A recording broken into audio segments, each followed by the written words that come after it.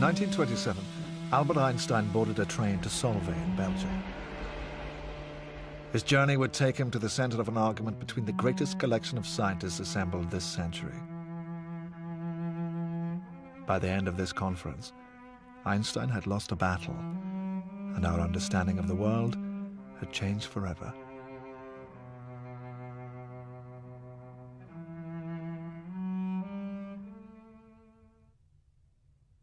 Quantum mechanics, in a nutshell, is the physics of the very small. Anything as small as an atom or smaller than that works in accordance with the rules of quantum physics.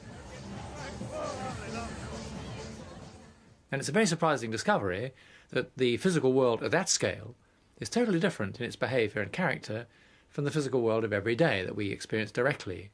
The everyday world is clear and reliable. The quantum world, it turns out, is cloudy and fitful. So that was a big surprise. Quantum physics has revolutionized our understanding of the world. The journey to the mysterious heart of the atom has forced scientists to take sides in a debate about the uncertain nature of matter, a debate that still continues today. It all began in 1897 when J.J. Thomson discovered that electricity was caused by the flow of tiny particles called electrons.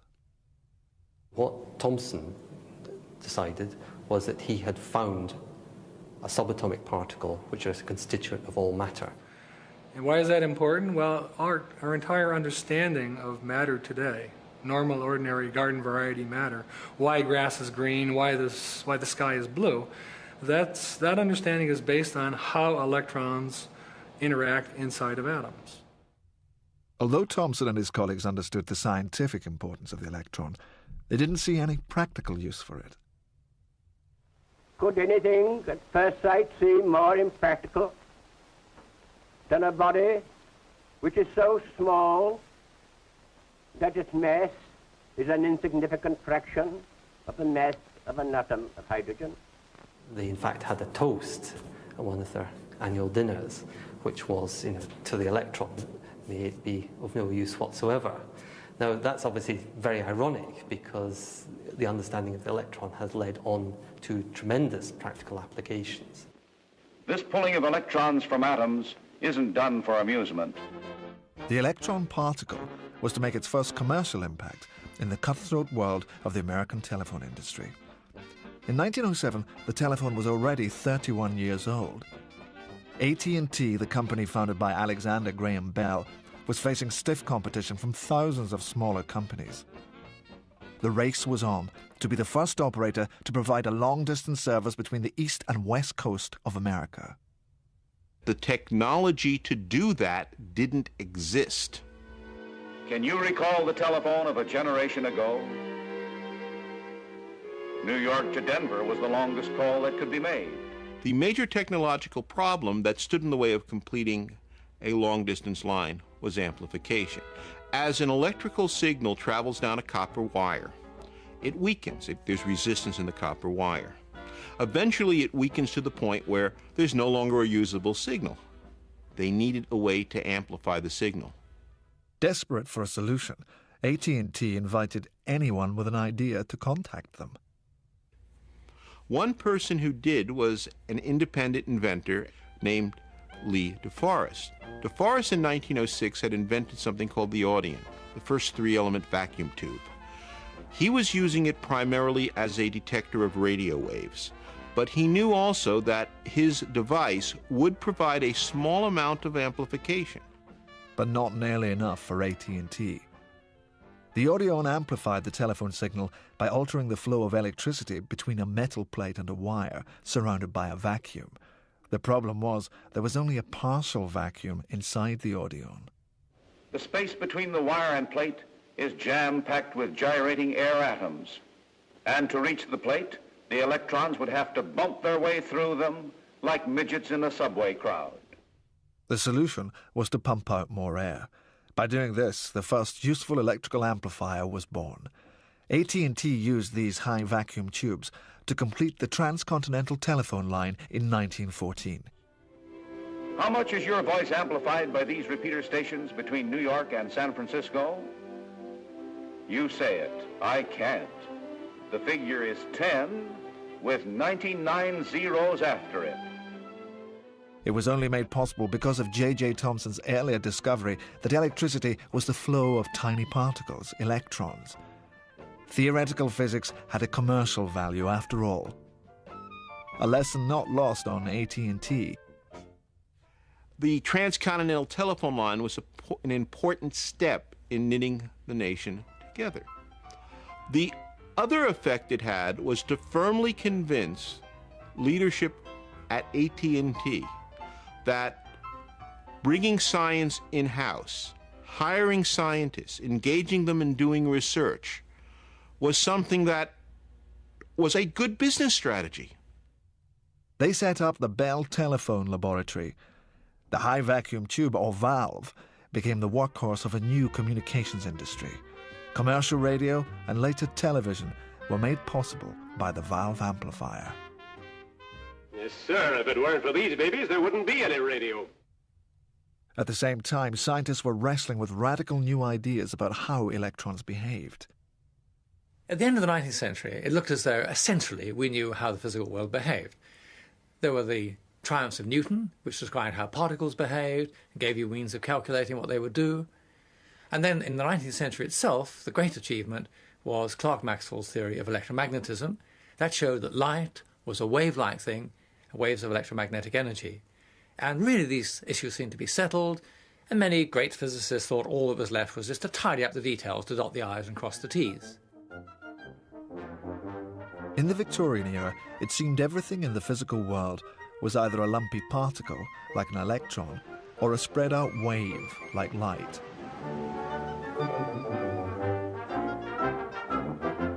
But in 1900, German physicist Max Planck saw there was a big problem with the wave theory of light.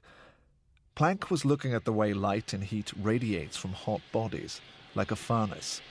Everything known about physics said that the radiation should behave like a smooth, continuous flow, a wave. But the calculations done with the wave theory didn't match observation. Planck began to think about it, and he saw that you could get round this. The calculations were wrong because they were assuming that the radiation was behaving just like smooth flow, like the flow of water from a tap. He saw that, in fact, the radiation was not behaving that way. It was coming in drips, as you might say, in packets, one at a time. One packet of energy followed by another packet of energy. These packets consisted of so much energy, and so it was a quantum of energy, so much of energy, and that's where the name quantum and quantum theory comes from. Planck's quantum theory suggested the seemingly impossible. Light could be both a wave and a particle. It was so impossible that Planck stopped short of saying so. He found that you could only explain the way light comes out of atoms, the spectrum of light, in terms of little packets of energy coming out. But he never suggested that the light only existed as little packets of energy. And the analogy I like to use is with a cash dispenser at a bank. If you go to the cash dispenser at my bank, you can get money out in multiples of £5, but there's no way you can get £4 out because it can't give you coins, it can only give you notes. The leap of imagination came from a young patent clerk who in 1905 dared to think the unthinkable. Einstein said, it's the light itself that only exists in lumps of a certain size. Einstein reinforced the concept that light had a particle character. The whole of 19th century physics has shown that it had a wave-like character, so the physicists today were left with this intolerable paradox, really, that sometimes light looked like waves, sometimes like particles. And I think it's fair to say that most of them were so upset by this, they swept it under the carpet and said we won't bother about that. But of course some people persisted, and through their persistence modern quantum theory eventually was discovered. The revolution in physics would have to wait for more urgent matters to be resolved. By the end of the Great War, a new generation was now ready to question the established order. Physics was no exception. The catalyst for change was a young French aristocrat, Prince Louis de Broglie.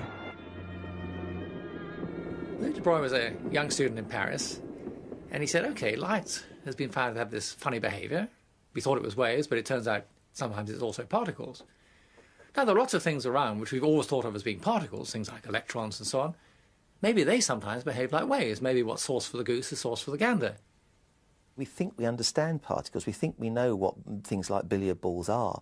And when you say no, you have to think of these things as being wavy as well as being particle-like. You have to apply quantum rules to electrons. That was a really big step. De Broglie came up with the remarkable idea that everything is a little bit wavy while he was still a student. The theory gave his tutors something of a headache. De Broglie's examiners at the university were reluctant to give him a degree for such a fool idea. He got the degree all right, but only because Albert Einstein happened to be visiting Paris at the time and said, look, this isn't such a bad idea. Maybe it's even true. Although Einstein championed the idea of wavy electrons, there was no experimental proof. In fact, quite the opposite. J.J. Thomson had got the Nobel Prize for proving it was a particle. But eventually, confirmation of the wavy nature of electrons did come. The key experiments in the 1920s that proved that electrons are waves did so by firing electrons at the regular structure of a crystal, rather like the latticework structure we've got here. And those experiments showed the electrons bending round the atoms in the crystal, just as the waves here are bending round the structure of the pier. George Thomson in the 1920s was involved in experiments that showed electrons behaving as waves, doing just the things that ripples on a pond do, being diffracted, interfering with one another, all those kinds of things. And the story culminates because J.J. Thomson, the father, got the Nobel Prize for proving that electrons are particles, and George Thomson, the son, got the Nobel Prize for proving that electrons are waves. And they're both right. That's really the core of quantum physics summed up in that. Both of those Nobel Prizes were deserved. It was the best of times and the worst of times for the physicists. They were in the middle of a revolution. They were struggling to come to terms with a problem that still troubles scientists now. Is the electron a particle or a wave? Or both? If you asked, so to speak, if you asked light a wave-like question, lo and behold, it gave you a wave-like answer. But if you asked it a particle-like question, it gave you a particle-like answer. It conformed to what you asked it to do. In that sense, there wasn't a direct contradiction. There was obviously a very deep puzzle about how such behaviour was possible, but at least there wasn't a flat-on collision. It wasn't at the same time behaving like a bullet and like a spread-out flappy thing. It's kind of like putting on two different sets of glasses and seeing the world in two different ways and being able to flip-flop back and forth between those two pictures. The general public doesn't have that ability, so they really see it as a very weird Alice in Wonderland world, and it disturbs them. Frankly, although I may seem very calm, it still disturbs me a bit too. The disturbing nature of the electron confounded scientists in the 1920s. The Austrian Erwin Schrödinger set himself the task of writing down an equation that would predict how the wavy electron would behave. In 1926, he succeeded. And in fact, it's a very simple equation. I could write it down on the back of an envelope with a great deal to spare. And here, in fact, it is. It simply has two terms in it. On one side of the equation is how things change with time. And on the other side of the equation, it says that's related to the energy of the system, which is the fundamental way of describing things in quantum mechanics. So there it is, a very simple equation. And the whole of atomic and subatomic physics, in some sense, flows from that equation. That shows you something of the wonderful power of mathematics to condense and crystallize out physical truth. Although the behavior of the wavy electron could now be calculated, what no one could predict was that the wavy nature of matter was about to cause a major split between the quantum pioneers. If electrons were particles, it would be possible to know exactly where they were and how they would move around. Isaac Newton's laws of motion, written down in the 17th century, described precisely how particles of any size, from an apple to the moon, behaved. The certainty of Newton's world made the Industrial Revolution possible. The motion of anything could be predicted. The most intricate machines could be built. They ran as reliably as clockwork, just as Newton imagined the whole universe to work. It seemed unquestionable that nature was utterly predictable. Newton's equations tell you exactly what's going to happen in the future. It turned out that the quantum world, the small-scale world, is different from that. It's unpicturable to us. It's cloudy in its character. And it's probabilistic, meaning that we can't say for certain what's going to happen. This may happen, that may happen. We can say what the chances are, but that's as far as we can go. The man who first realized the world runs on quantum chance was Werner Heisenberg. In 1927, he proposed the uncertainty principle. It states that because matter is spread out in space, wavy, it's impossible to say exactly where it is and what it might do next simultaneously. This is absolutely real down in the depths of quantum physics. An electron itself does not know where it is and where it's going. So we can never be certain about what's happening inside an atom. The effects are so small in our everyday world, we never see them. But the fact that at its heart nature is a game of chance meant scientists had to concede there was a real limit to what they could know with certainty. For many, this was unacceptable. Several of the quantum pioneers didn't like what they'd invented. Max Planck wasn't really happy with it. Einstein wasn't happy with it. Schrödinger wasn't happy with it. And Einstein hated the idea that the outcomes of experiments could not be completely predictable. And in the famous expression, it's usually quoted, he said that I cannot believe that God plays dice with the universe. And he thought that meant that the physical world had to be absolutely objective, had to be absolutely determinate and clear and certain. And of course quantum mechanics wasn't like that, and so he came to hate his grandchild. From across Europe, the greatest minds of the age came together to settle the matter of uncertainty. The place was Solvay in Belgium. The year was 1927. The single photograph that remains of the conference shows a unique collection of scientific genius. Max Planck is next to Marie Curie. Behind Einstein are the other great doubters of uncertainty, like Prince Louis de Broglie, the original proposer of the wave theory. And on the top row, Erwin Schrödinger, whose equation made mathematical sense of wavy matter. Schrödinger and the others were not willing to take the leap into uncertainty with the young Turks Pauli and Heisenberg. They've said, we've got to go with the new physics, that's the way the world is, you can't quarrel with that. And there's some quite sharp arguments and discussions between Einstein and Bohr on the one hand, and between people like de Broglie and a very sharp-tongued Swiss physicist Wolfgang Pauli, who essentially told de Broglie, I think, to shut up. He was being stupid.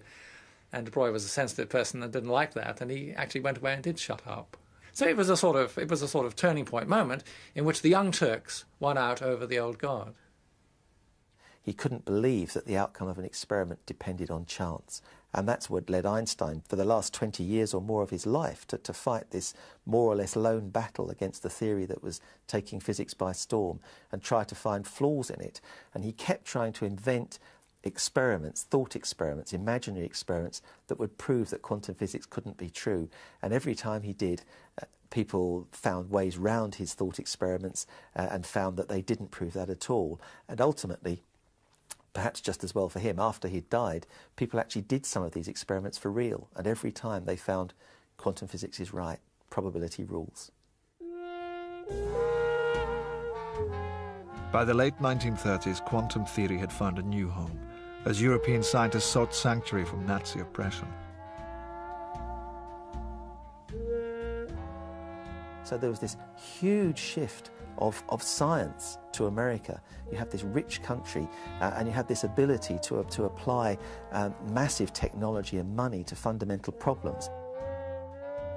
But Americans, by and large, have taken quantum mechanics as a very useful tool and said, oh, don't bother me with all these philosophical arguments. I just want to be able to make calculations. And that's where our strength is, that we have taken this pragmatic viewpoint and ignored what are some troubling aspects. If we really sat down and thought about the philosophical meaning of what we were working with, we might not get anything done. The company that had already made a fortune from knowing the electron was a particle were by now exploring the commercial potential of the wave theory of electrons. Bell Laboratories began a research program in the 1930s to investigate possible solid-state physics alternatives to the vacuum tube. Of course, we cannot build a calculating machine as flexible as the human brain. But even a man-made computer, designed to do hundreds of brain-like calculating jobs, might need an Empire State Building to house it and a Niagara Falls to power and cool it, if vacuum tubes were used in its construction. Vacuum tubes were power hungry. Vacuum tubes gave off a lot of heat, which had to be handled. Vacuum tubes wore out and had to be replaced. The goal was to replace the unreliable glass vacuum tubes with tiny solid devices that didn't need a vacuum to work. Scientists already had a good idea of how electrons moved inside a vacuum. They behaved like particles. These aroused monkeys throwing pebbles at a target through a shutter ably portray what goes on in a vacuum tube. But inside a solid, a crystal, the electrons behaved like waves, spreading out and bending around the atoms. To make electrons work in a solid, you need to know about quantum mechanics. And because electrons are not only particles but also waves, and waves are spread out, then the electron wave sample the overall structure of the crystal, just as the particle-like aspect of electrons carries the unit of electric charge. So in a curious way, the particle-wave duality of electrons is essential. Both aspects of it are essential for understanding how electrons behave in solids, and therefore how electronics works. In the early 1930s, solid materials were already being used in electrical circuits to detect radio waves. These solids were called semiconductors because they conduct just a little bit of electricity. Using quantum theory, for the first time, scientists could control the flow of electricity with precision.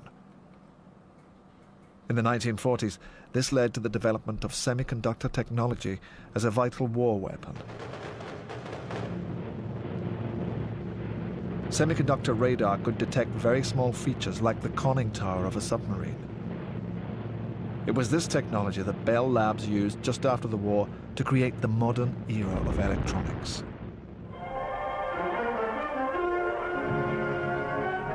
The transistor was the semiconductor device that could amplify electrical signals, just like the vacuum tube, only better. The tiny transistor was the result of over 10 years' hard work at Bell Labs applying quantum theory to solve a practical problem. The head of the department was William Shockley. The two key players in the transistor story, along with Shockley, are John Bardeen, a theoretical physicist, and Walter Brattain, an experimental physicist. On December 16th of 1947, they succeeded for the first time in amplifying an electrical signal with a solid-state device.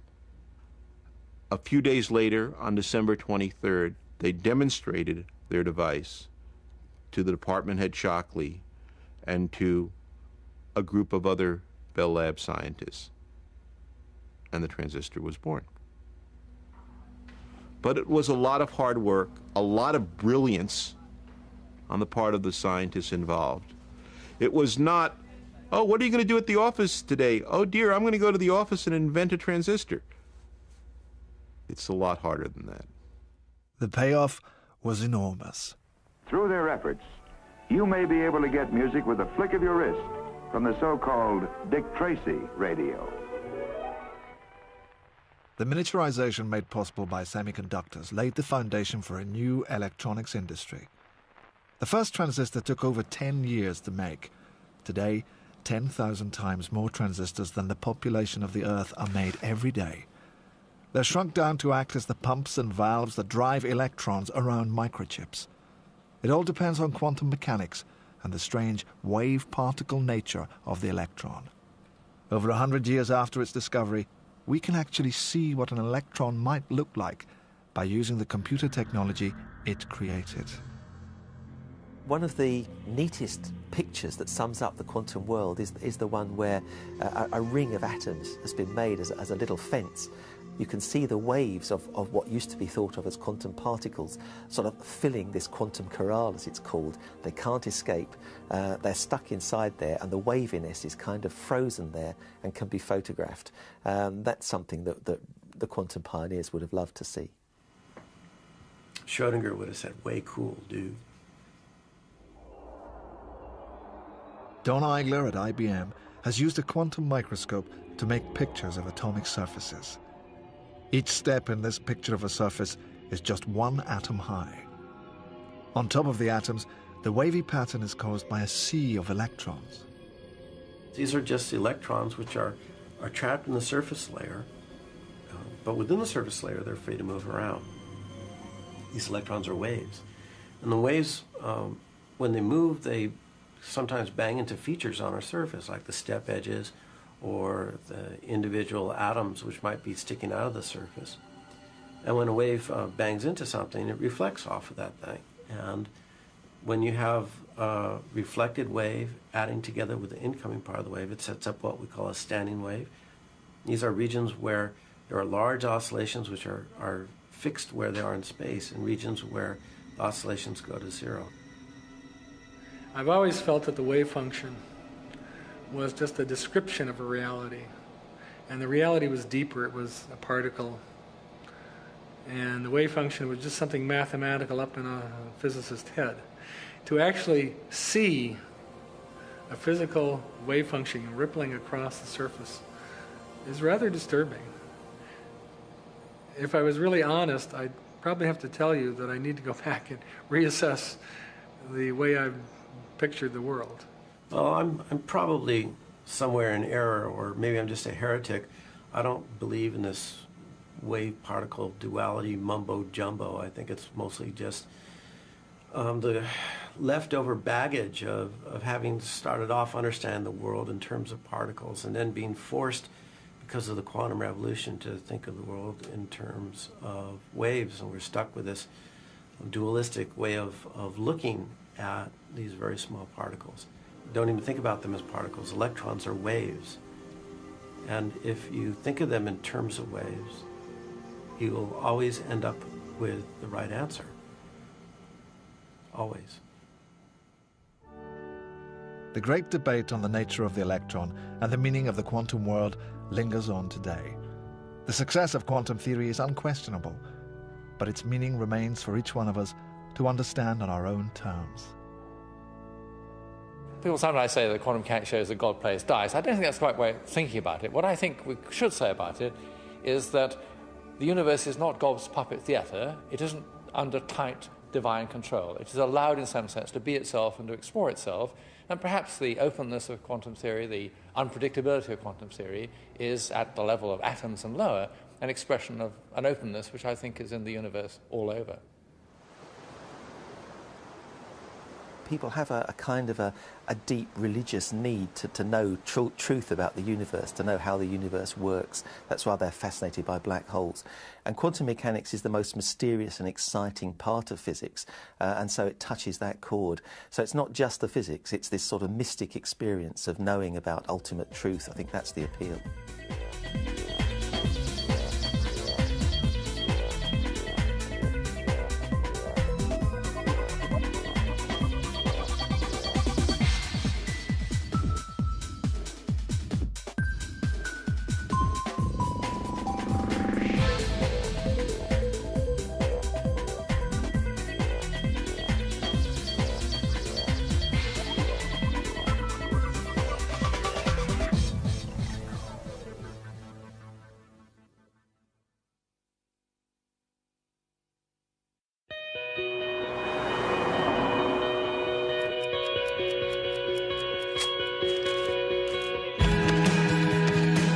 There's an easy way to get ahead overnight.